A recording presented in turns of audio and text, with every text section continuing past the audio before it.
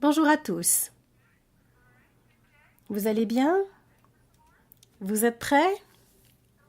Bienvenue. Voici la séance 23 sur le rôle des histoires de patients à l'époque des données probantes. Je crois que ce sera très intéressant étant donné les intervenants que nous avons aujourd'hui. À notre époque, les décisions politiques et cliniques se font de plus en plus sur les données et c'est là quelque chose de positif. C'est ainsi perçu.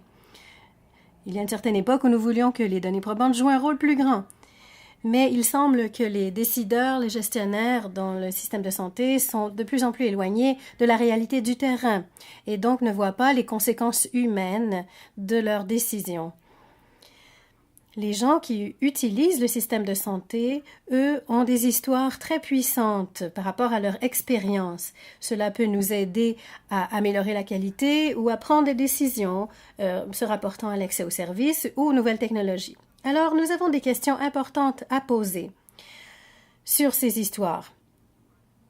Qu'est-ce qui est une bonne histoire de patient? Comment se rapporte-t-elle aux données probantes?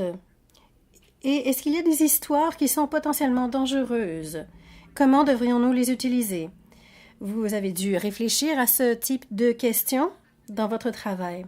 Donc, nous allons réfléchir à ces questions et à cette tension qui existe parfois entre le mouvement fondé sur les données probantes et sur le mouvement de l'implication du patient. Nous avons un très bon groupe aujourd'hui pour discuter. Nos objectifs, discuter et entendre différentes perspectives sur ce qui fait une bonne histoire et pourquoi les histoires sont importantes dans l'amélioration des soins et également comment pourrions-nous alléger un peu cette tension qui existe et dont j'ai parlé. D'abord, avant de commencer, j'aimerais tout simplement mentionner, faire une déclaration par rapport au présentateur d'aujourd'hui.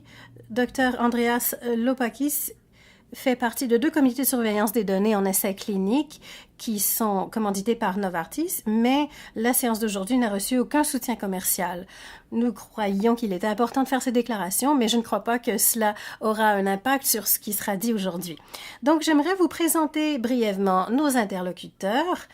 Ce que nous allons faire, c'est que chacun fera une petite présentation de 12 à 15 minutes et nous aurons ensuite une demi-heure pour discuter. Alors, réfléchissez à vos questions à mesure que nous avancerons. Premier intervenant, Dr Andreas Lopakis. Il est interniste général et directeur principal de l'Institut Li Ka-shing de l'hôpital de Saint-Michael. Il est également professeur à l'école de médecine et détient la chaire de recherche en politique de santé et engagement citoyen. Il a servi sur plusieurs comités et il est également président de notre conseil à QSSO. La deuxième personne est Frank Gavin, c'est l'ancien président et en ce moment l'intermédiaire national de l'Association canadienne des centres de santé pédiatrique. Il fait partie du Comité canadien d'expertise sur les médicaments, de l'Agence canadienne des médicaments et des technologies de la santé et il fait également partie de l'unité de stratégie ontarienne de recherche axée sur le patient. Il enseigne l'anglais au Centennial College depuis 30 ans. Ma mère est professeure d'anglais, donc j'imagine que vous serez comme elle. Pendant toute ma vie, elle a souligné toutes les petites erreurs de grammaire que je fais, donc j'imagine que vous ferez de même. La dernière personne qu'il me fait plaisir de vous présenter vous paraîtra assez familière, c'est Ilona Taylor. Elle est devenue assez célèbre l'an dernier parce qu'elle était sur la couverture de notre rapport à la hauteur. Et vous aurez pu lire son expérience du système de santé étant donné ces 2 chirurgies de la hanche. Récemment, elle a eu quelques problèmes cardiaques également. Elle travaille à la ville de Toronto et un de mes collègues à QSSO dit qu'elle est une excellente marcheuse, même avec ses prothèses. Donc, c'est très important d'avoir des gens comme Ilona parmi nous. Alors, nous allons débuter dès maintenant. Merci, Lee. Bon après-midi à tous. Je m'intéresse depuis peu au rôle des histoires dans, si vous voulez, ma pratique et la pratique également de d'autres médecins et d'autres travailleurs de la santé, de la manière dont cela a une incidence sur la formation des travailleurs de l'avenir. Également, dans notre gestion du système. Moi, je dois dire que je suis vraiment un gars de la médecine factuelle. Mon mentor le plus important a été Dave Sackett. Dieu le bénisse, il est mort il y a 2 mois. Donc, c'est un peu étrange. Moi, j'ai pensé beaucoup à qu'est-ce qu'un gars qui a été formé en médecine factuelle fait à réfléchir au rôle des histoires. Donc, vous avez les essais randomisés et ensuite des études et je crois que les histoires des patients souvent sont vues d'un mauvais œil. Ce que j'ai remarqué au cours des 10 dernières années, c'est qu'il y a une plus grande reconnaissance de l'importance des méthodes mixtes, c'est-à-dire la recherche qualitative et la recherche quantitative. Et de la même manière, ceux d'entre nous qui fournissons des soins, nous commençons à voir qu'il faut rassembler les données probantes et les histoires de patients. Les histoires sont vraiment très puissantes. Donc, j'ai commencé à réfléchir à ce qui fait une bonne histoire de patient, à quand également ces histoires peuvent devenir dangereuses, parce que je crois que parfois c'est le cas, et la manière dont nous les utilisons. Je suis le fondateur d'un site web qui s'appelle Healthy Debates. C'est un site de débat en Ontario, en Alberta et dans le reste du Canada. Et nous avons démarré une nouvelle section qui s'appelle Faces of Healthcare, donc visage de santé. Et j'ai vraiment volé, je dirais même, le concept d'un gars qui s'appelle Brandon Stanton, qui est le fondateur de Humans of New York. Je crois que c'est un site web extraordinaire où vraiment il met en scène les humains de la ville de New York. Je me suis dit, faisons la même chose pour les soins de santé. Alors en ce moment, sur le site web, il y a 25 à 30 histoires de patients, mais également de fournisseurs de soins de santé. Nous les avons triés sur le volet parce que, bon, ce sont des gens que j'ai rencontrés personnellement. Alors, s'il vous plaît, ne me reprochez pas du manque de diversité. Nous travaillons là-dessus. Alors, ce que je vais faire, c'est que je vais vous donner quelques citations. La première est la plus longue, de certains des visages qui apparaissent sur le site web. Et nous allons réfléchir là-dessus.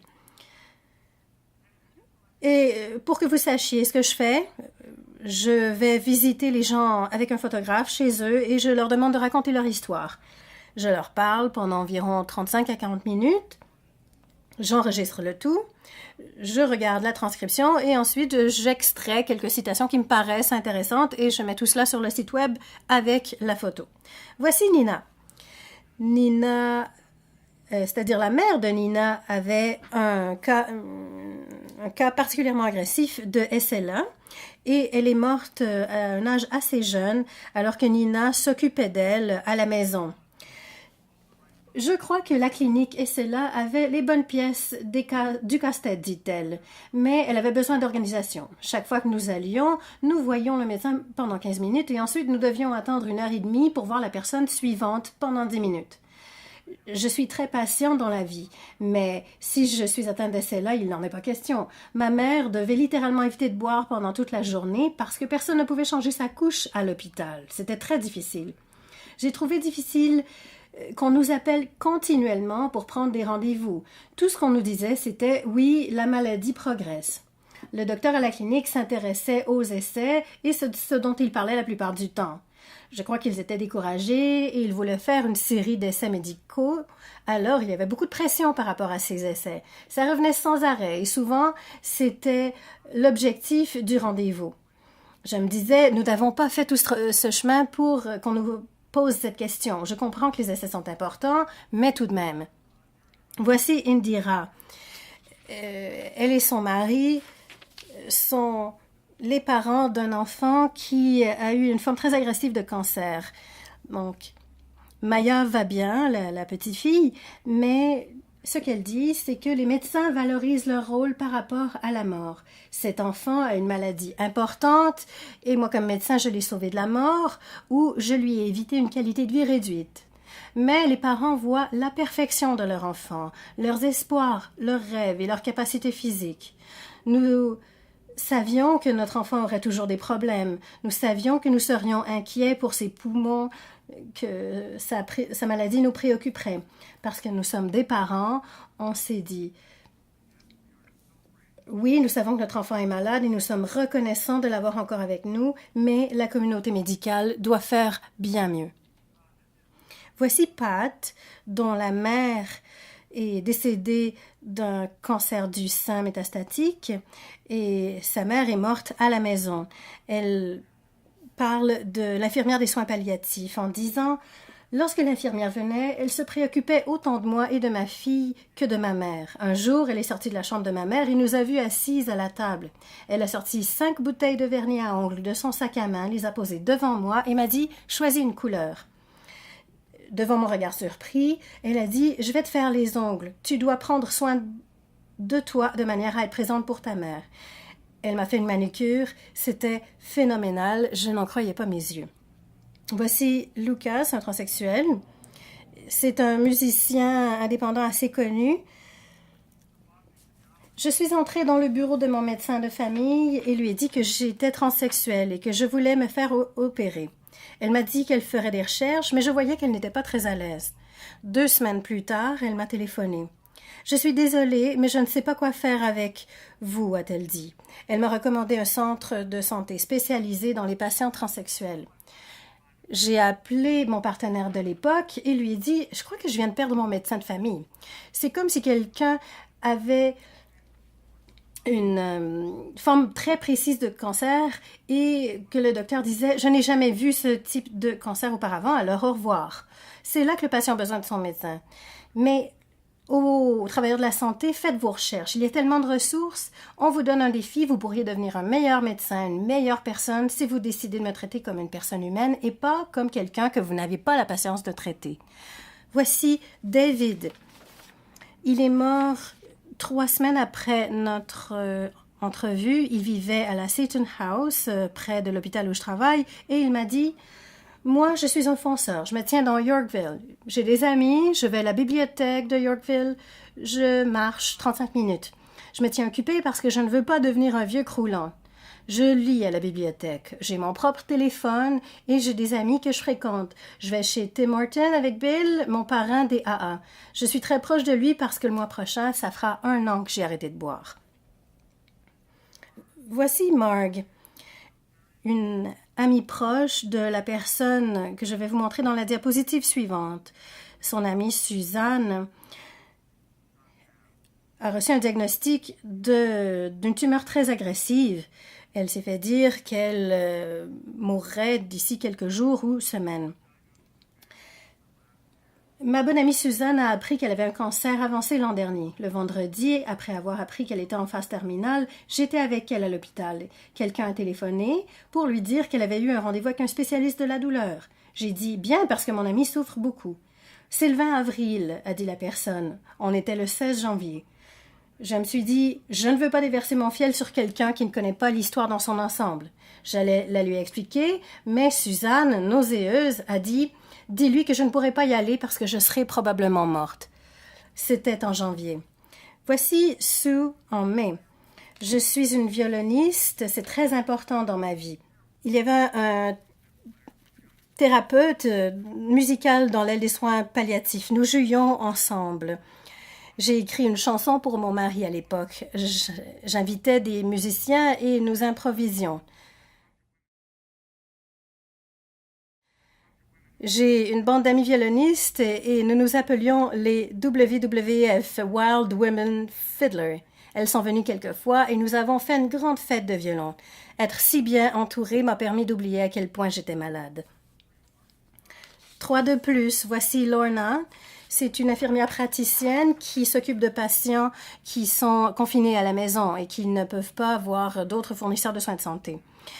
Je leur ai demandé comment les nouveaux réagissaient aux visites à domicile. Elle a dit, ça dépend où on les emmène. Si je les emmène dans un bel appartement où tout est propre, tout se passe bien. Normalement, c'est une personne démente. Alors pour les nouveaux, c'est assez surprenant de voir une personne très démente vivre à la maison. Ça fait peur. Et puis il y a un patient qui vit dans un appartement infesté de coquerelles. Et ça choque. Mais il est content, il vit sa vie comme il l'entend. Je viens avec respect, mais je ne dépose pas mon sac.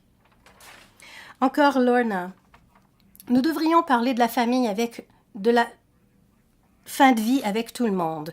J'ai demandé à quelques personnes où elles aimeraient mourir, à l'hôpital ou à la maison. Ça les a vraiment insultées parce que seul Dieu peut décider cela. C'est sa décision, pas la leur. La dernière, une jeune médecin de famille de Toronto, Fatima. Lorsque nous sommes arrivés au Canada en tant que réfugiés, j'avais 9 ans et ma sœur 3 ans. Je me rappelle de l'aéroport, mes parents qui discutaient avec les douaniers. Personne ne nous expliquait quoi que ce soit, mais les enfants observent. Je me souviens que j'ai vu mes parents qui ne connaissaient pas le système et qui essayaient de s'y retrouver. Ils parlaient anglais avec un accent. Je me souviens d'avoir vu quelqu'un agir méchamment avec mon père, des jugements et des préjugés. Je me souviens de l'effet que ça nous a fait à ma sœur et à moi. Ça nous affectait pour le reste de la journée. Parfois, c'était le contraire.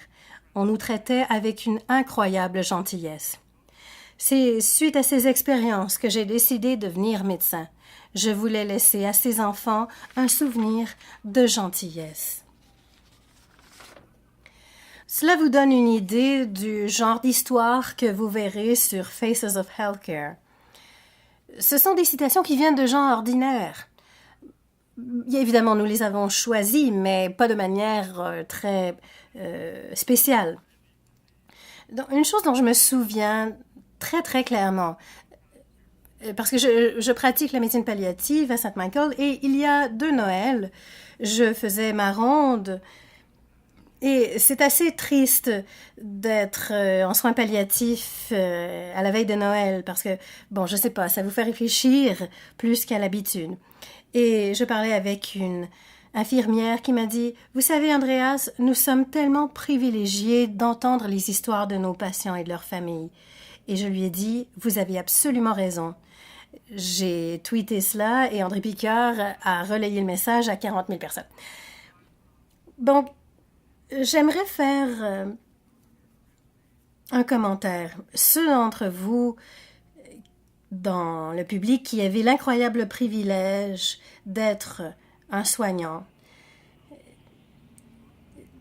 Parfois, il faut le dire, nous oublions à quel point c'est absolument extraordinaire de pouvoir écouter les histoires des patients. Nous sommes dans une profession où nous pouvons poser des questions auxquelles personne dans la rue ne répondrait de manière spontanée. Donc, c'est très émouvant d'un point de vue personnel. Mais évidemment, QSSO s'intéresse à cette question sans doute pour d'autres raisons.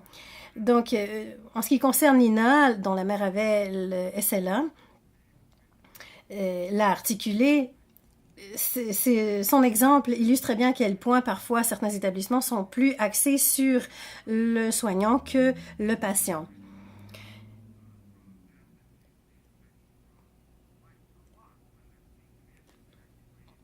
Il y a parfois également une déconnexion entre ce que le médecin pense et ce que le patient pense.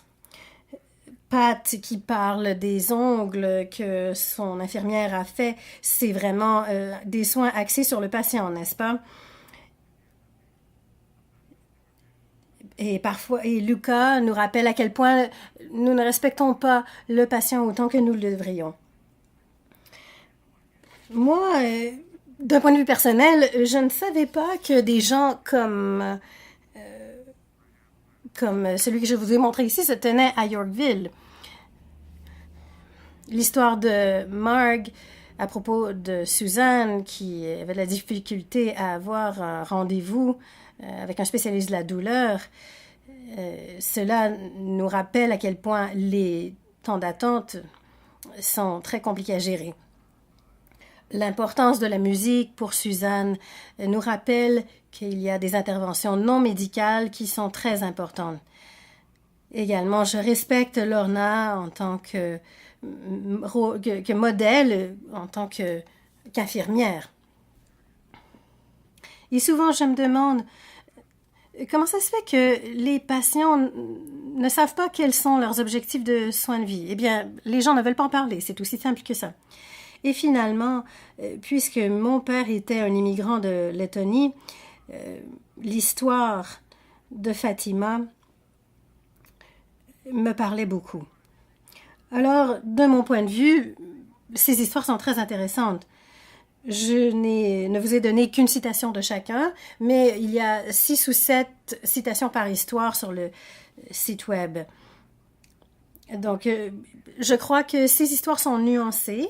Elles m'ont exposé à certaines parties de la médecine que je ne connaissais pas. Elles mettent un visage humain sur le système de soins de santé. Elles me permettent de comprendre les conséquences des maladies que je n'ai jamais vues. Également, elles permettent de mettre en lumière les gens qui se dépassent et qui sont vraiment des modèles. Et j'espère que ce pourra également être un outil d'éducation. Vous aurez remarqué qu'on ne parle pas dans ces histoires d'efficacité. Et c'était un choix délibéré parce que je crois que c'est là le domaine de la médecine factuelle. Quelques exemples.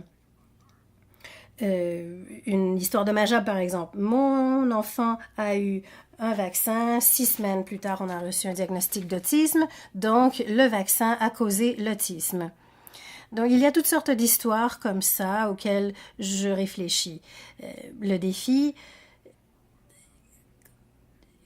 c'est de vraiment retenir le meilleur de la médecine factuelle, mais également d'incorporer des histoires.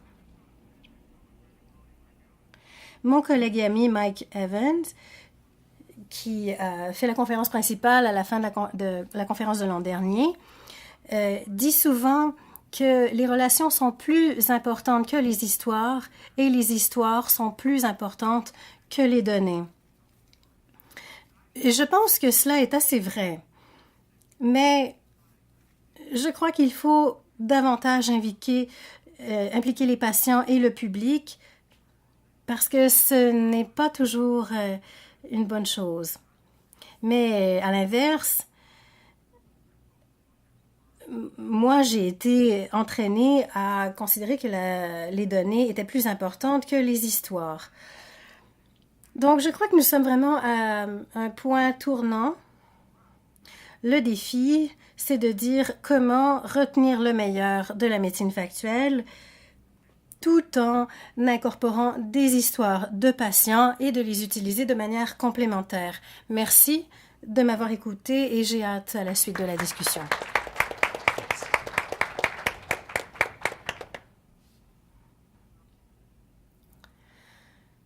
Je vais vous présenter quelques histoires assez rapidement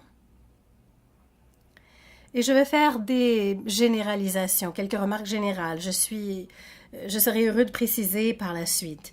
Je vais commencer par 2 anecdotes que l'on appelle souvent des données informelles puisque les anecdotes ne sont pas très très populaires. Mais enfin, il y a plusieurs années, je faisais partie du comité consultatif familial de l'hôpital pour enfants. Nous avions un programme où les parents et certains patients plus âgés discutaient avec les étudiants en médecine. Et moi, je parlais de l'histoire de ma famille. Et un des étudiants de 3e année a dit, l'un de nos professeurs nous a dit que les hôpitaux étaient des lieux uniques. C'est là où le monde de l'amour et le monde de l'expertise se rapprochent de très près, mais ils ne se touchent pas et ne devraient pas se toucher. Il croyait que c'était très intelligent. Maintenant, presque 20 ans plus tard, plus tôt cette année, j'étais à une réunion de l'Institut de recherche en santé du Canada sur l'implication des patients dans la recherche. C'est un sujet extrêmement populaire en ce moment. Et donc, on discutait, on parlait des patients et de l'importance des histoires. Et donc, en résumant, le lendemain, on disait « L'expérience a autant de valeur que la connaissance ». Et par expérience, je crois que l'on voulait dire histoire. Et je me suis dit, donc, suggérer que l'expérience et la connaissance sont des domaines séparés, c'est un peu dangereux. Et de considérer que toute connaissance et toute expérience ont la même valeur, ce n'est pas idéal. Mais le problème, dans son ensemble, c'est que considérer que ces deux éléments sont antithétiques, c'était problématique. Nous parlons ici de la hiérarchie des histoires. Donc, souvent, on considère que les histoires sont le type de preuve ou de données probantes la moins valable. En ce qui concerne les histoires, que sont les histoires? Je vais me rapporter à mon expérience de professeur d'anglais. Les histoires ne sont pas des expériences. Des histoires, ce sont des créations. Elles n'existent pas en soi dans la nature. Donc, il faut distinguer l'expérience de l'histoire que l'on raconte. On choisit toujours des éléments. On commence l'histoire d'une manière et on la termine d'une autre façon. Et on donne un point de vue. Deux personnes qui vivent la même expérience racontent l'histoire de manière différente. En ce qui concerne le pourquoi de leur existence, les histoires sont devenues presque un genre en soi. Ils nous parlent du sens. Ces histoires nous parlent de valeurs. Les humains sont des chasseurs-cueilleurs de valeurs. Les histoires nous aident à donner du sens à l'expérience, particulièrement les expériences difficiles. En médecine, c'est très évident étant donné qu'il y a beaucoup de technologies. Cela peut nous donner un sens de contrôle. Voici mon histoire, c'est la mienne, etc. D'où viennent les histoires? Eh bien, souvent d'autres histoires. Des histoires que nous avons déjà entendues ou lues. Donc, combien de fois avez-vous entendu les gens parler de leur expérience de soins de santé comme d'un parcours dans le système de soins de santé? Eh bien, cela vient de quelque part. Tout le monde parle de cela de cette manière. Il faut également reconnaître le pouvoir de certaines histoires. Donc, il est intéressant pour les cliniciens de demander aux patients « Qu'est-ce que vous avez entendu dire là-dessus? Qu'est-ce que vous savez? Quelles sont les histoires que vous avez entendues? » Tout cela, c'est poser à peu près la même question, non? Et que font les histoires? Je crois qu'elles créent des attentes. Quand ma belle-mère est décédée, l'un de mes beaux-frères, eh bien, c'était la première fois qu'il voyait quelqu'un mourir. Mais en fait, il avait vu bien des gens mourir à la télévision ou au cinéma. Et alors, ces histoires créent des attentes. Et la plupart du temps, c'est une vision totalement erronée de la mort. Lui, il attendait une ultime conversation très importante. Et cela se produit très rarement. Alors, les histoires créent des attentes. Également, on pourrait dire qu'elles connectent les gens entre eux. Donc, si vous entendez une histoire, cela connecte la personne qui parle et la personne qui écoute. Et cela crée un sens de l'obligation. Il faut être réceptif, n'est-ce pas? Lorsqu'on raconte une histoire importante, cela crée en même temps une obligation de la part de l'écoutant. Bon, où en sommes-nous? J'ai distingué de manière très brute deux types d'histoires que j'appelle d'une part les histoires génériques, conventionnelles. Je vais vous donner quelques exemples. Et il y a des histoires authentiques, significatives. Donc, quelques distinctions. Dans le monde de la médecine pédiatrique avec les enfants, les familles qui ont des enfants avec des maladies très graves, on voit souvent des familles héroïques, stoïques, etc. parce que c'est comme ça que les familles sont censées être. Maintenant, pour les infirmières, nous avons... je ne sais pas si vous vous souvenez, dans Vol-au-dessus d'un nid de coucou, la Florence Nightingale. Il y a le bon et le mauvais, donc le docteur très méchant qui n'a aucune manière, mais le docteur également très héroïque. Nous avons souvent des leitmotivs. Il y a des héros, des gens qui ont perdu la bataille contre le cancer, les histoires miraculeuses. Donc il y a beaucoup d'histoires. Et souvent, il y a un ton dans ces histoires, dans les histoires génériques. Le message dans ces histoires génériques est très clair. Le message est, par exemple, utilisez ce produit ou voici la voie vers une meilleure santé. Donc, le message et le sens est souvent très clair. L'histoire est souvent répétée de la même manière.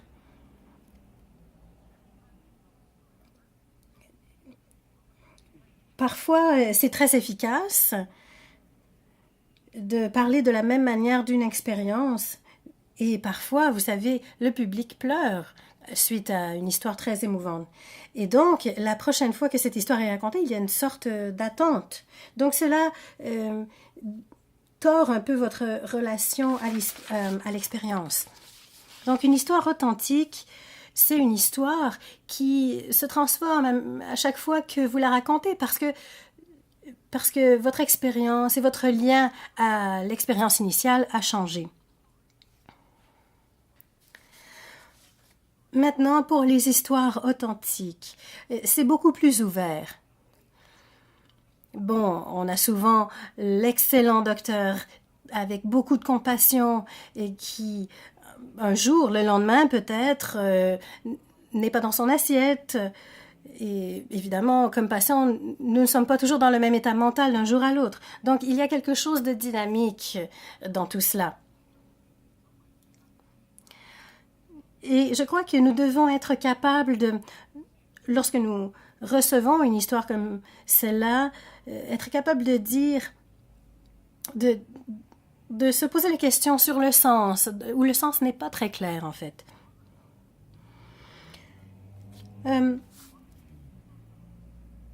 Évidemment, les distinctions ne sont pas aussi claires. Il n'y a pas uniquement ces deux catégories. Certaines histoires ont des éléments génériques et des éléments plus authentiques. Les histoires génériques sont souvent, par exemple, dans les publicités pour les médicaments. Il y a des attentes très claires. Par exemple, si vous allez aux États-Unis, vous voyez ces publicités pour les médicaments, on comprend d'où viennent toutes ces attentes. Les histoires génériques ont leur place, mais elles sont un peu dangereuses également parce qu'elles sont très très simplifiées et très prévisibles à cet égard. Et évidemment, les soins de santé, ce n'est pas cela du tout. Bon, maintenant, en ce qui concerne l'utilisation des histoires, surtout à l'époque des données probantes. Mon travail au sein du comité sur le médicament consiste souvent à écouter les patients par rapport aux conséquences d'un médicament ou d'une maladie sur leur vie. Mais lorsqu'on réfléchit à l'efficacité des coûts, on ne réfléchit aux coûts pour le système et pas en indicateur plus personnel. Nous avons fait une fois une étude sur l'induction chirurgicale. Et les patients nous ont dit, ce qui compte, ce n'est pas seulement ce qui se passe dans la salle d'opération, mais également dans la salle de réveil. Nous n'avons pas d'informations sur l'effet sur l'enfant, sur le comportement et sur les attentes de l'enfant après qu'il soit retourné à la maison, mais rien de tout cela n'est mesuré. Nous devons, à mesure que nous écoutons les histoires, également savoir ce que nous devons mesurer grâce à ces histoires. Mon dernier point, qui, je crois, est le plus important, la relation entre les histoires et les données probantes. Souvent, nous avons des données probantes sur la douleur. Il y a plusieurs échelles de la douleur, mais la douleur, ce n'est pas la même chose que la souffrance. Les histoires nous parlent de la souffrance. Et c'est là quelque chose qui est très difficile à quantifier. Donc, les histoires nous disent souvent un peu plus lorsqu'il y a des limites par rapport aux données. L'humilité, c'est une bonne chose. Andreas a parlé du privilège d'entendre les histoires des patients. Le fait d'écouter des histoires authentiques peut rendre tout le monde plus humble. Dans la vie en général et particulièrement dans le secteur de la santé, c'est là une bonne chose. Les histoires nous aident également à imaginer ce qui est possible. L'imagination, c'est très important. Moi, je vais prendre un risque et je vais parler de ma propre histoire, celle de mon fils qui a eu beaucoup de problèmes de santé lorsqu'il était un jeune enfant, des problèmes de reins, de l'asthme, une forme d'autisme. Évidemment, nous l'aimons beaucoup. Il a traversé une époque très difficile. Voici une photo de lui lorsqu'il était très jeune. C'est lui qui est à gauche. Si vous le comparez aux autres enfants qui sont sur cette photo, pour moi, c'est très évocateur. Regardez à quel point ils se tiennent ensemble. Ils regardent la caméra et vous voyez une image d'isolation. Vous le voyez, lui, il est seul. Ensuite, au camp, si vous voyez cette photo, regardez ses mains. Comparez ses mains avec celle des autres et son expression. Voici une image de plus près. C'est très difficile pour moi de regarder cette photo. Nous avons parlé à des parents d'autres enfants qui avaient des problèmes de développement neurologique. Et je leur ai demandé ce qui était important. L'espoir, ont-ils répondu. Le jour le plus facile de Peter est plus difficile que le plus difficile de mes jours à moi. Donc, l'espoir. L'espoir est difficile à mesurer, mais nos expériences nous disent qu'il n'a pas moins de valeur pour ça. Merci.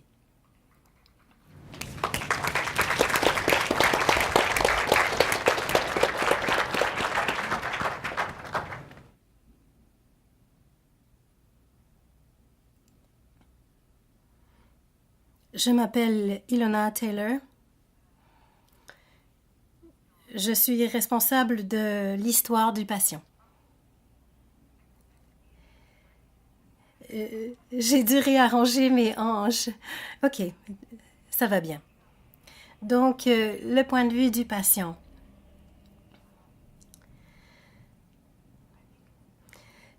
Selon moi, c'est très important. Lorsqu'on acquiert de l'expérience comme patient, cela permet aux fournisseurs de soins de santé et aux patients de s'éduquer.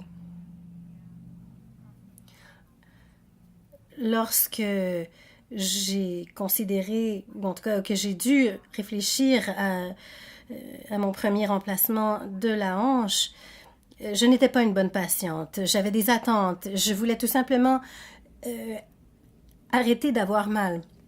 Mon médecin m'a référé à un autre médecin et m'a dit cela prendra 6 à 9 mois. Je me suis dit je ne peux pas attendre aussi longtemps.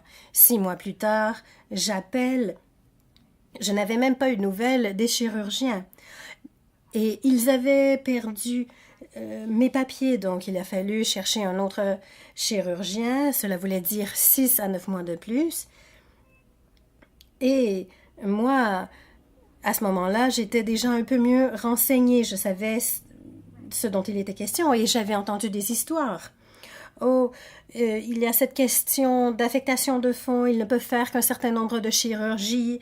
Ensuite, le gouvernement ne donne plus de fonds, même si les salles d'opération sont vides et que les chirurgiens sont disponibles. Il n'y a plus d'argent pour faire les chirurgies. Donc, j'ai entendu tellement d'histoires, mais rien de tout cela n'est fondé sur la science ou sur des données. Et donc, finalement, j'ai reçu un appel et j'ai eu mon remplacement de la hanche.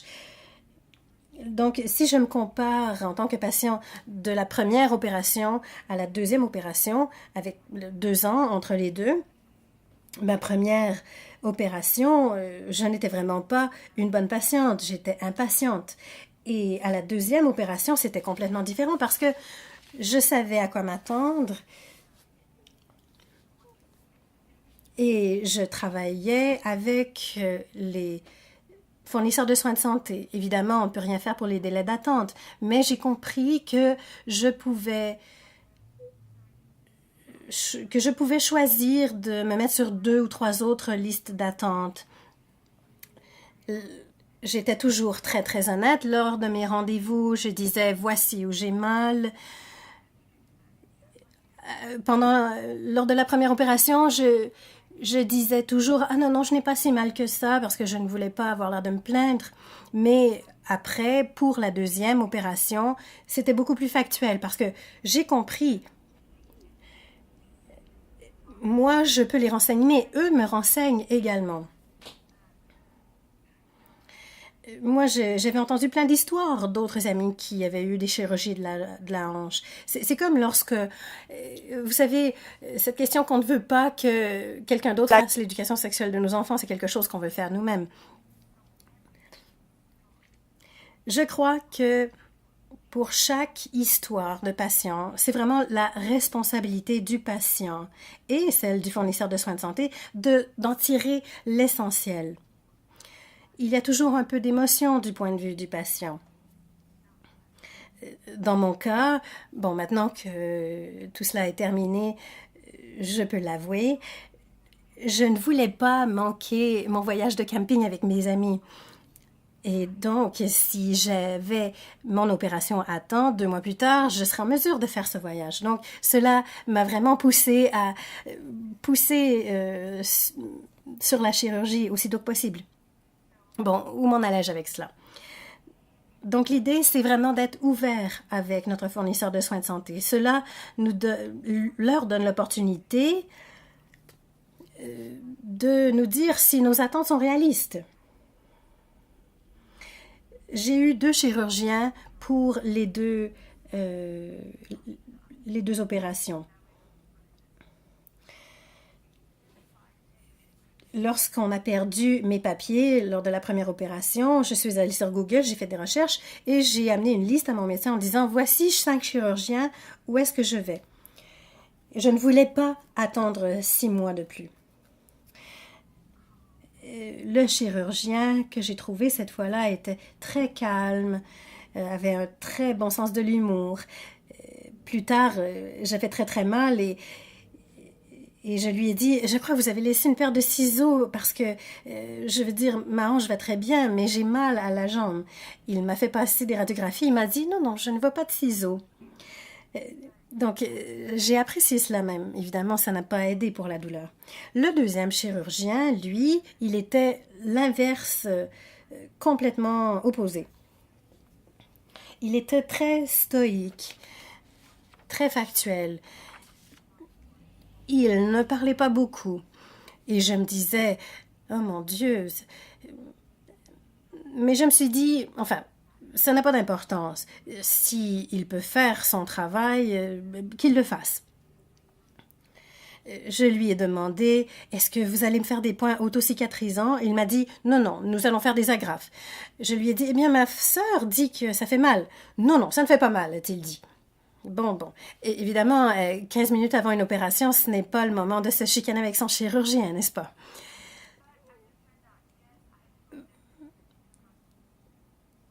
Bon, je leur ai demandé de m'enlever les agrafes. Je ne sais pas pourquoi j'avais si peur des agrafes, parce que, enfin, j'avais passé au travers de l'opération.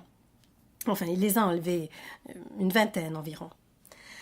Donc, on ne peut pas comparer les chirurgiens, mais on a 2 histoires. Et il y a l'histoire sous-jacente. Plus le patient est éduqué, plus le patient en sait, plus le chirurgien peut être en relation avec le patient. L'idée, c'est d'avoir un esprit ouvert des 2 côtés. La relation commence avec notre présence. Les patients doivent être très honnêtes, dire « j'ai peur, qu'est-ce que vous allez faire? Qu'est-ce que ça aura comme incidence sur ma vie? Qu'est-ce qui se passera après? Qu'est-ce que je dois faire ensuite? » Moi, je n'ai pas été capable d'exprimer ces inquiétudes après la première chirurgie. Et c'est pourquoi le processus de guérison se continue encore 2 ans plus tard. Mais j'ai des bonnes journées et je peux faire mes voyages de camping avec mon petit-fils. C'est très important pour moi. Donc, ce que je veux dire, c'est même les fournisseurs de soins de santé sont des patients parce que c'est difficile. C'est là une autre chose. La santé, on y pense que lorsqu'on on ne l'a pas. Moi, je n'ai pas eu à penser à ma santé jusqu'à l'âge de 50 ans. Je me disais toujours, pourquoi est-ce que je paye l'assurance santé? Il le faut, mais je ne l'ai jamais utilisé. Même, je n'ai pas vu un médecin pendant une période de 20 ans. Lorsque j'ai dit ça aux gens, les gens me disent « Oh mon Dieu, mais comment as-tu pu faire cela? » Mais je n'avais pas de problème de santé. Je n'avais aucune raison de voir un chirurgien ou un médecin de famille. Mais lorsqu'on est malade, il faut réfléchir et il faut savoir comment naviguer dans le système et il faut avoir de l'aide. Merci beaucoup.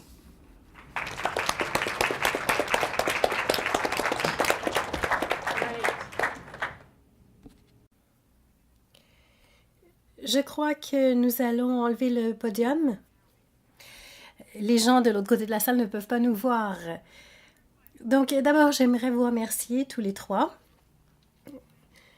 Je crois que vous nous avez donné des perspectives éclairantes sur ce sujet. Je veux donner la parole au public car je crois qu'il y a des questions. Allez-y. Bonjour. Je m'appelle Marianne Niembro. J'aimerais partager avec vous mon point de vue. Je veux partager une histoire. J'ai ma propre histoire qui concerne mon fils, mais c'est une longue histoire. En fait, la plupart du temps, les gens me demandent pourquoi est-ce que vous racontez votre histoire. Eh bien, c'est parce que je veux changer les choses. Je veux que les gens soient conscients de ce qui se passe. Et le plus important, c'est que je veux sensibiliser les gens et que les médecins traitent les gens comme des êtres humains, non pas comme des numéros. Donc, ce dont j'aimerais parler, c'est qu'il y a un programme qui a envoyé des étudiants en médecine ou des ergothérapeutes dans les maisons des patients, de manière à passer une journée avec nous et pour voir ce que c'est que de vivre avec un enfant qui a des besoins complexes. Donc, ça a eu un effet très, très important. Les étudiants nous ont dit que les rencontres avec les parents ont été très fructueuses. Ils nous ont dit « Je ne verrai pas ma profession de la même manière après cette expérience. Cela m'a enrichi et m'a sensibilisé à votre situation. » Et vraiment, je crois que le plus important, c'est de toucher le cœur de ces étudiants. Et ça a beaucoup d'importance. Moi, je veux bien aller donner un atelier aux étudiants et non pas qu'ils viennent en petit nombre chez moi. Parce que évidemment, on ne peut pas changer les gens qui sont plus vieux, qui ont plus d'expérience parce qu'ils ont leurs propres habitudes. Moi, j'ai connu des docteurs pour mon fils qui nous traitaient comme « Bonjour, comment allez-vous? Pourquoi est-ce que vous êtes ici aujourd'hui? » Très, très rapide, qu'ils veulent vous voir en 5 minutes. Et ça, c'est très difficile à changer comme habitude. Mais ce qu'on peut changer, ce sont les futurs docteurs, les futures infirmières. Ce sont eux que l'on peut changer. Nous pouvons leur donner une perspective différente de manière à améliorer les soins de santé. Merci beaucoup. Est-ce que vous aimeriez répondre? Les soins de santé sont pleins de paradoxes. Je vais vous donner un exemple. Nous avons eu un chirurgien qui a fait 4 opérations sur notre fils. Et ce qui est intéressant, en fait, c'est qu'il n'a jamais utilisé le nom de mon fils. Au final, il avait une bonne nouvelle à la dernière chirurgie. Ça s'était très bien passé. Tout cela avait à voir avec son système urologique. Mon fils avait religieusement évité le chocolat, la caféine, pendant des années à cause de ce problème. Donc, c'était la première semaine de novembre. Et donc, mon fils avait passé l'Halloween et il avait fait la sélection de ses bonbons.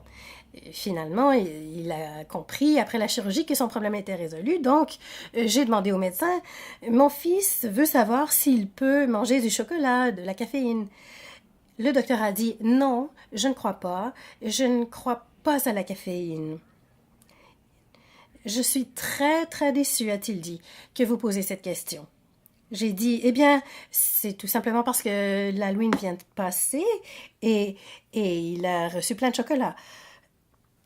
Monsieur, a-t-il dit, vous avez dit qu'il aimait le chocolat et c'est très décevant.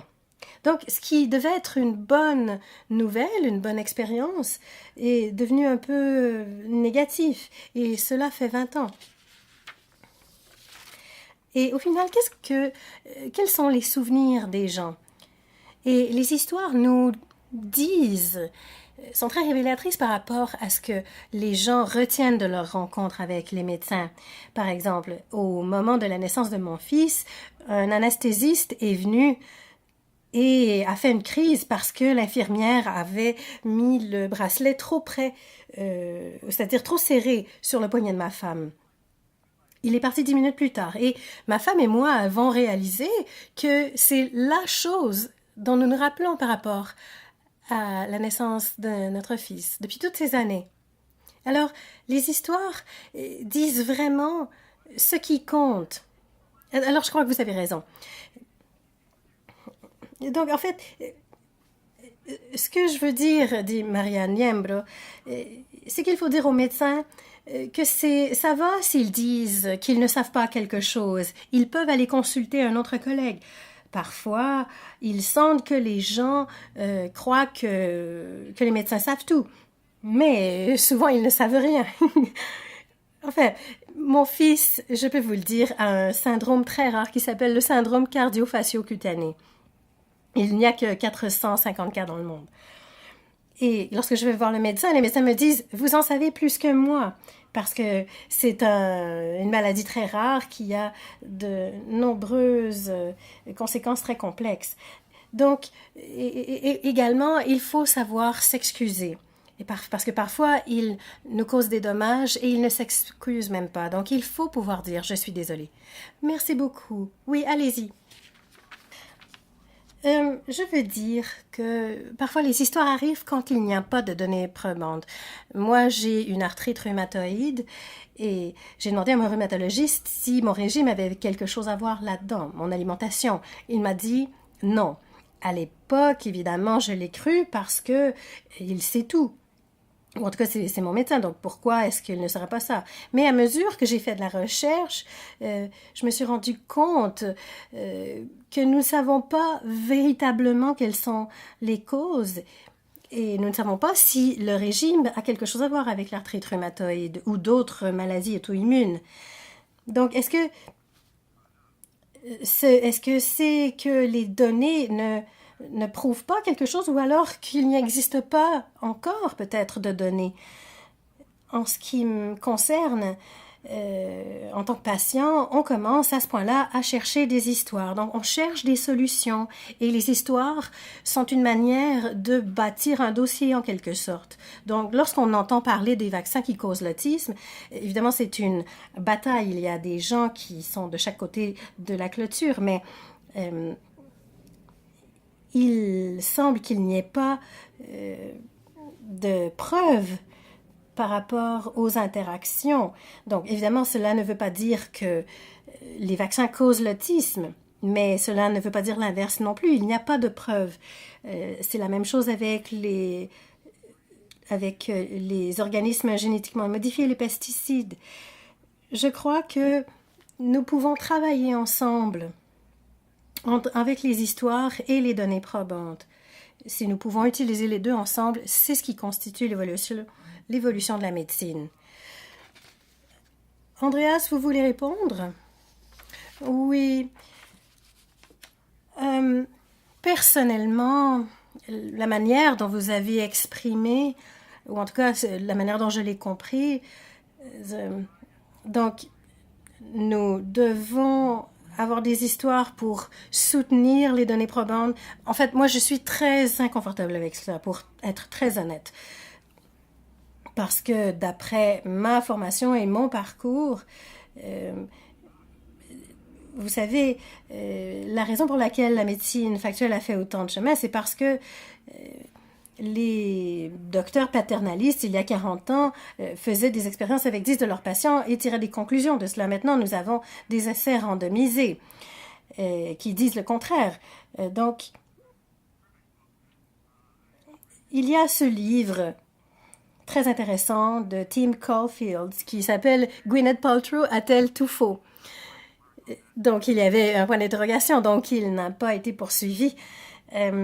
Donc, vous savez, toutes ces cures de détoxification, Gwyneth a eu une très belle peau parce qu'elle a consommé ce produit.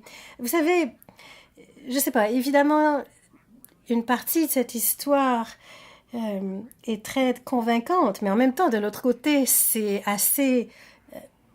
un peu ridicule. Je me demande même comment ces histoires peuvent trouver écho chez les gens. Monsieur, dit l'homme du public, je ne veux pas dire que je ne crois pas à la médecine factuelle. Je crois que c'est très important. Ce que je veux dire, c'est que nous n'avons pas toutes les preuves. Donc, évidemment, certaines de ces histoires peuvent sembler un peu insensées au départ. Mais ce que je veux dire en même temps, c'est que nous trouvons de plus en plus de liens. Certains docteurs disent il y a un lien avec les pesticides. Donc, ça ne veut pas dire que ce soit des preuves ou des données probantes. Cela veut dire que nous n'avons pas encore les réponses. Donc, mon point, l'idée n'est pas de faire une opposition entre les deux. Il faut que les deux puissent apprendre l'un de l'autre. Donc, je ne veux pas créer de controverse. Comment faisons-nous pour nous rassembler, résoudre ces problèmes et faire évoluer la situation? Je voudrais faire un autre commentaire, dit la modératrice. Dans l'absence de données probantes, les histoires comblent ce vide, si vous voulez. Peut-être pas intentionnellement. Eh bien, moi, je dirais que dans l'absence de données probantes, les histoires peuvent nous donner un point de départ pour chercher des données probantes, mais je ne crois pas que les histoires devraient combler le vide. Non, ce n'est pas ce que je voulais dire, dit la modératrice. Mais comment pouvons-nous aider les patients qui cherchent dans les histoires un début d'explication? L'homme dans le public, je crois que nous devons travailler ensemble. Oui, tout à fait d'accord. Bonjour, merci beaucoup pour cette discussion intéressante. Je m'appelle Julie Gilbert et je suis une scientifique à Action Cancer Ontario. Ma question vient du secteur de la recherche, si vous voulez. Vous avez parlé de la tension qui existe entre les histoires et les données probantes et de l'émergence des méthodes mixtes comme une façon peut-être de réconcilier ces deux mondes. Mais en faisant de la recherche qualitative, je dois dire qu'il y a certaines normes de pratique qui impliquent le consentement éclairé et qui garantissent l'anonymat dans les contextes de recherche traditionnels. Mais de plus en plus de patients veulent se dévoiler et révéler leur identité et veulent raconter leur histoire de manière authentique et personnelle.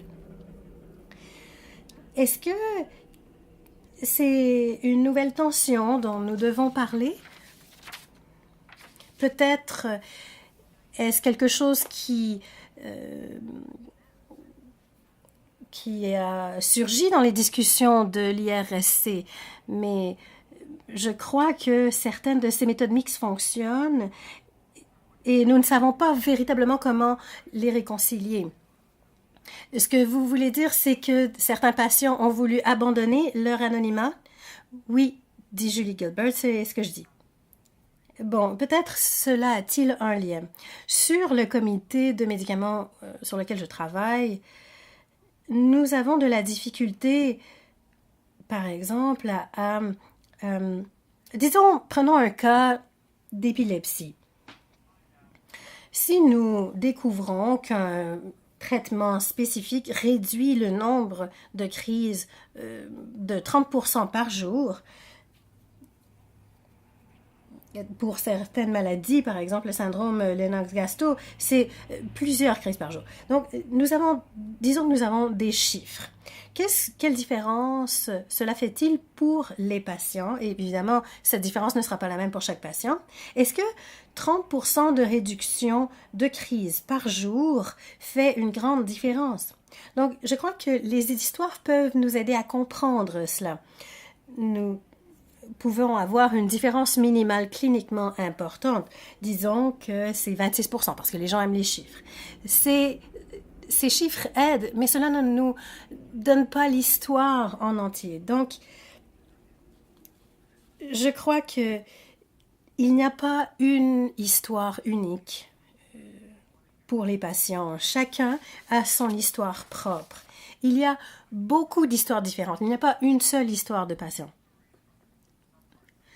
Parfois, nous entendons des histoires d'une partie de la population qui n'est pas aussi réceptive. Enfin, il faut peut-être compter sur les histoires pour apporter des données qualitatives, mais il faut croiser cela avec les données quantitatives également.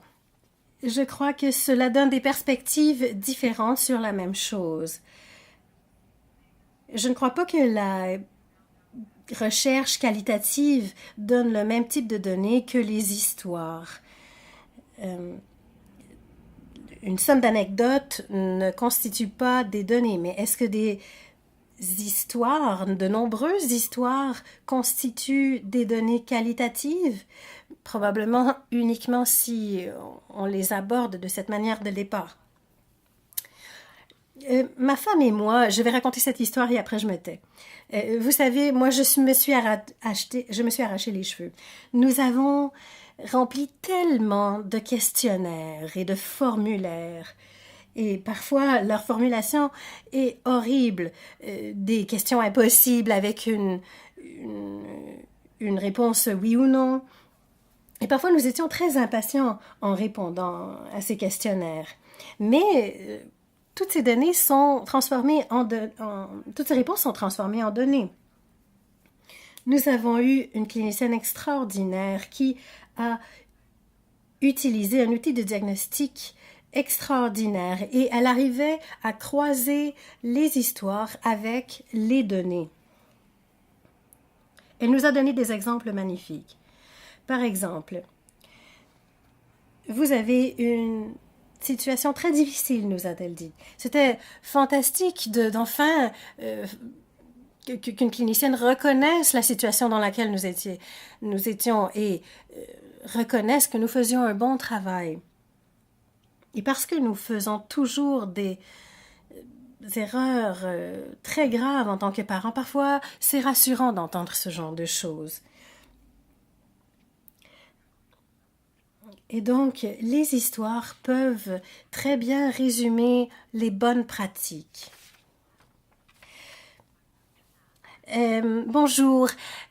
L'intervenante précédente vient de poser la question que je voulais poser.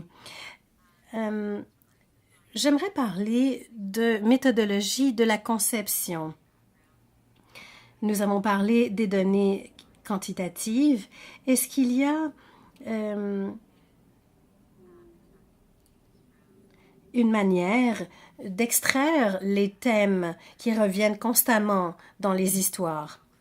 Est-ce qu'on peut créer une sorte d'outil plus puissant autour de ces histoires? Donc, je me demandais si vous travaillez là-dessus. Je sais que vous travaillez surtout du côté clinique, mais Oui, enfin, dit le docteur Andrea Lopacis. Je n'ai pas vraiment abordé ce projet comme un projet de recherche. Comme je l'ai dit auparavant, je me suis inspirée du travail de Brandon Stanton. Pour moi, c'était une façon de mettre un visage sur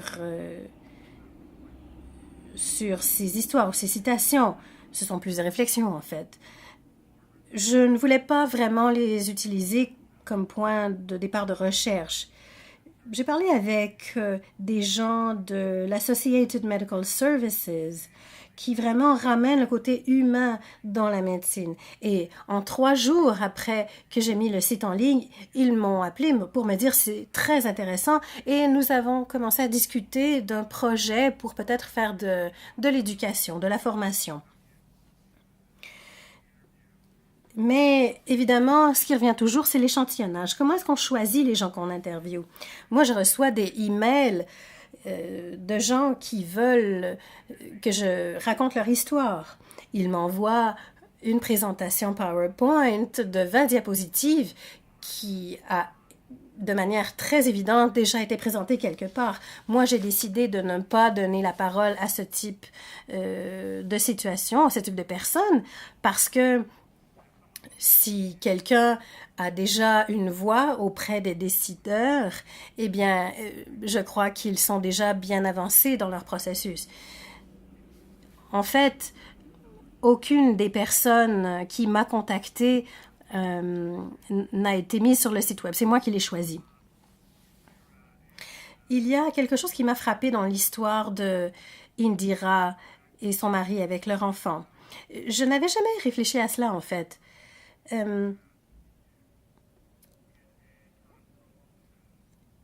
Les parents de l'enfant, donc Indira et son mari, ont donné la permission d'utiliser la photo dans du matériel promotionnel.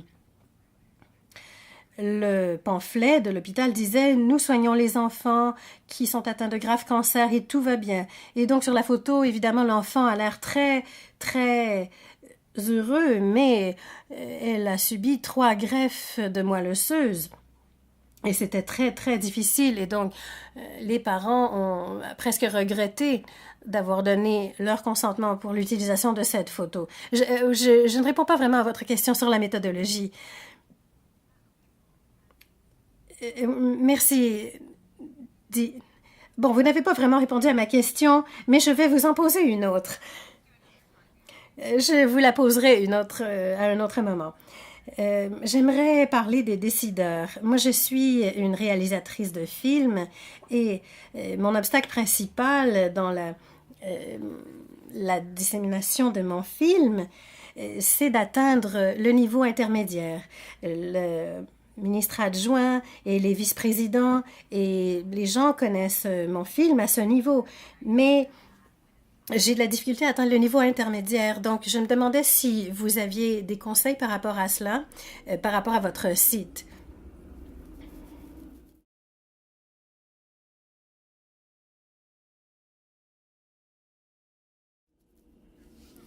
En fait, je voulais répondre à votre question précédente, à la question précédente concernant la fille et le désir de changement. Je crois que nous avons besoin des histoires, mais les décideurs à tous les niveaux ont besoin d'en savoir plus que simplement les histoires personnelles. Bon, évidemment, si nous voulons faire un changement, par exemple, dans les pratiques par rapport aux enfants qui ont des handicaps chroniques, je crois que Eric Hodgkin serait certainement très touché par les histoires que nous pourrions incorporer dans un tel dossier, mais pour avoir un financement, il faut évidemment plus que cela. Cela prend des données. Et donc, je crois vraiment qu'il faut utiliser les deux, les histoires et les données. Je ne crois pas que les histoires soient suffisantes pour cela. Bonjour. Merci pour cette excellente discussion, dit un autre homme du public. Un bref commentaire et puis ensuite une question par rapport à la manière dont la séance a été pensée. Les données probantes sont un concept qui ont précédé la médecine factuelle probablement par quelques milliers d'années.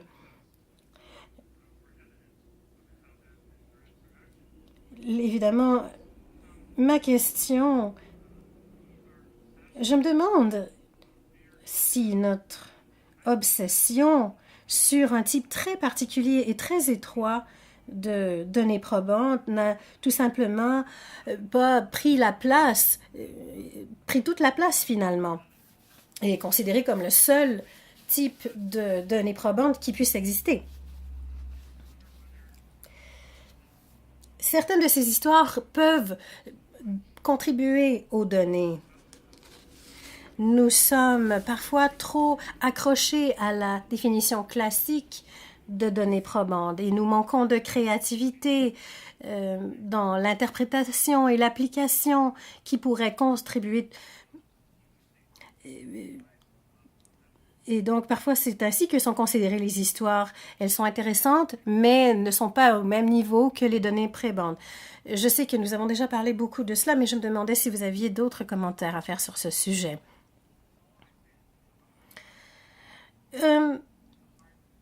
C'est une question très difficile.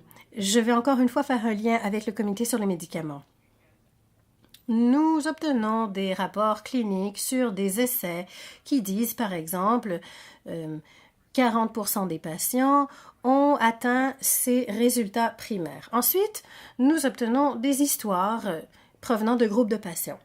Je réfléchis à leur expérience avec ce médicament et les résultats sont toujours plus positifs à cette étape que dans les données cliniques. La question, c'est quel type de données probantes est-ce? Donc, cette question, nous devons l'affronter plus directement. Et nous devons retourner voir les gens. Les gens vont parler de leur expérience plus facilement si elle est positive. Moi, effectivement, je m'inquiète du fait que nous soyons trop étroits dans notre vision d'un certain type de données, surtout si nous pouvons la traduire en chiffres. De l'autre côté, parfois, les groupes de patients disent nos membres ont très bien réagi à ce médicament. Et parfois, il y a un conflit. Et là, je me réfère à une situation où il y a 10 patients qui disent que ça a fonctionné très bien et 800 patients pour lesquels ça n'a pas fonctionné bien du tout, où les résultats étaient plus mixtes dans un groupe de 800 personnes, par exemple. Bon, j'imagine que votre question, Jim, comme d'habitude, est très intéressante. Pourquoi est-ce que nous nous sommes trop peut-être concentrés sur les données probantes ou sur la médecine factuelle? Je crois que c'est parce que les soins de santé sont très orientés sur la technologie.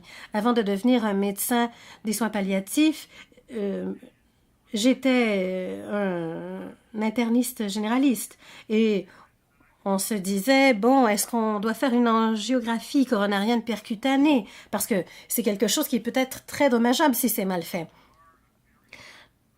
Donc, notre profession est très orientée sur la technologie et nous sommes conscients des dommages et des erreurs qui ont été commises.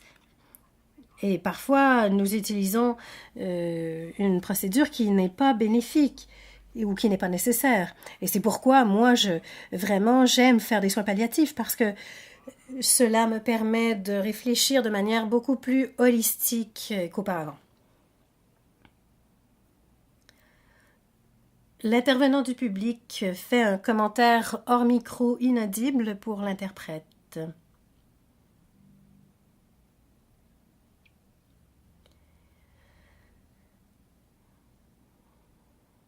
L'intervenant poursuit son intervention.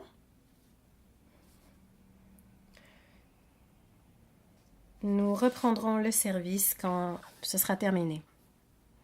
La modératrice, nous allons prendre une dernière question. Vous avez attendu patiemment, donc vous avez la parole. Bonjour, je m'appelle Carole Fancott de Toronto Rehab. Moi, je réfléchis beaucoup aux histoires dans mon travail. Je crois que vous avez fait un excellent travail. Merci à vous tous, les panélistes. Euh, Ce matin, la valeur émotionnelle des histoires a été très bien démontrée.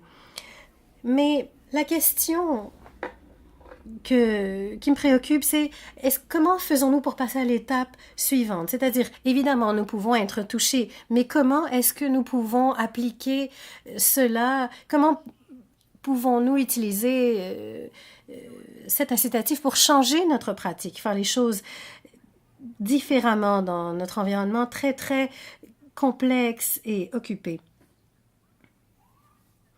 Donc, comment pouvons-nous utiliser les histoires de manière consciente pour soutenir les données probantes et surtout pour les utiliser comme des points de départ de formation, d'apprentissage pour les professionnels de la santé, de manière à améliorer les soins et l'organisation, etc.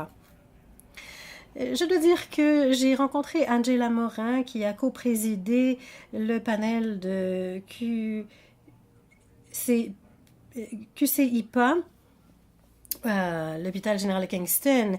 Elle était représentante des familles parce qu'elle a perdu une amie à cause d'un cancer. Donc, je veux utiliser l'exemple d'Angela pour dire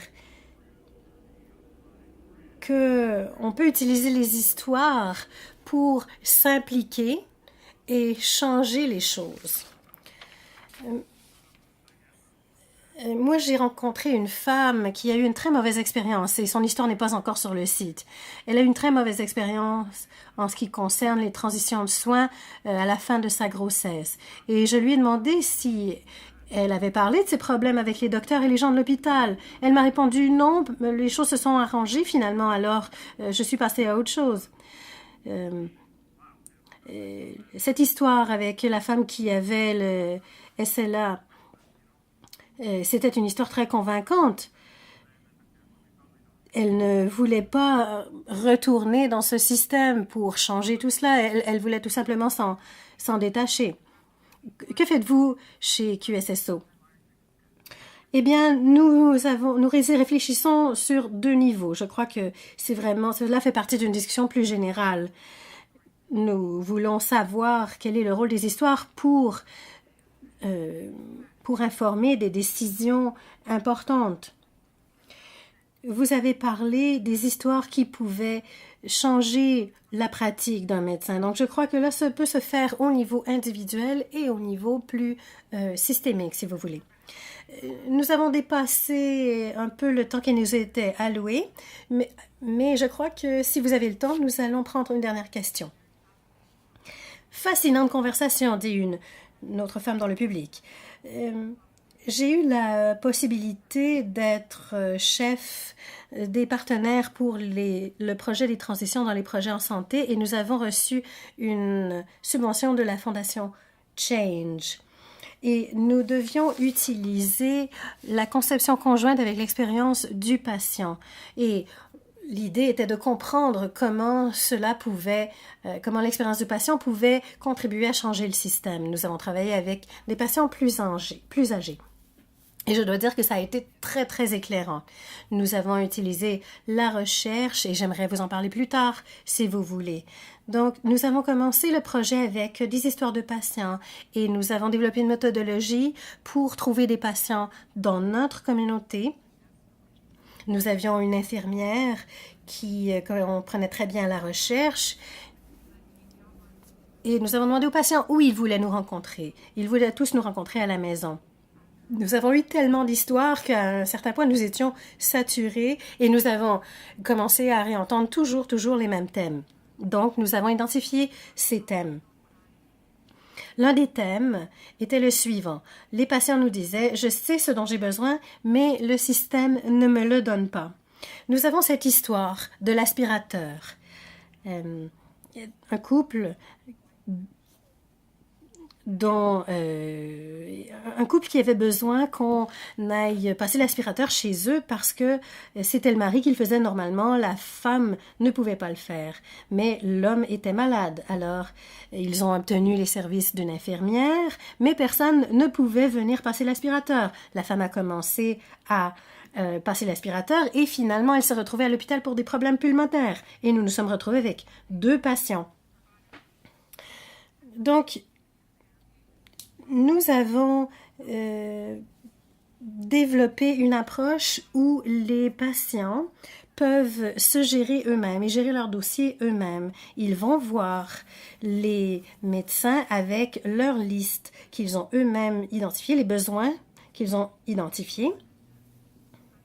Et donc, nous sommes en mesure d'éviter certains obstacles ou certaines conséquences négatives comme les visites à l'urgence. Maintenant, nous avons une nouvelle cohorte de patients. Nous avons collecté des données, donc nous savons quels sont les besoins de cette cohorte et nous avons commencé à identifier les obstacles. Donc, lorsqu'on cherche à transformer le système, il faut vraiment savoir quels sont les besoins et quels sont les obstacles. Comment faisons-nous pour reconstruire le système de manière à ce que les besoins soient considérés automatiquement? Je pourrais parler pendant des heures. Oui, merci d'avoir partagé votre histoire. Je crois que cela a un lien avec le travail de Maillon Santé. Bon, nous sommes à la fin de la séance. J'aimerais vous me remercier tous. La discussion a été très riche et tout le monde a été très, très impliqué. Et nous avons hâte de vous voir à l'étage du bas pour notre dernier panel.